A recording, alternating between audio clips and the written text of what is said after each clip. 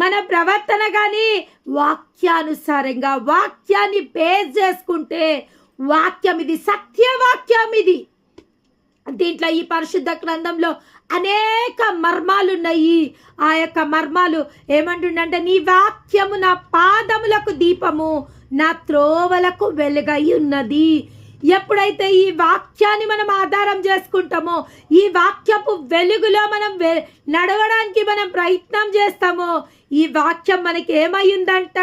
ఈ వాక్యము మన పాదములకు దీపమయ్యిందంట, మన త్రోవలకు వెలుగై ఉన్న వాక్యమును ఎప్పుడైతే వాక్యానుసారంగా మనం జీవిస్తామో, దేవుని నోటి నుంచి వచ్చే ఏ ఒక్క మాట నిరర్ధకం కానేరదు. ఆయన సత్యవంతుడైన దేవుడు, వాగ్దానం చేసిన దేవుడు, నమ్మదగిన దేవుడు, మనని ఈ లోకానికి పిలిచిన దేవుడు, నమ్మదగిన దేవుడు, మనకు శ్రేష్టమైన ఈవులు ఇవ్వడానికి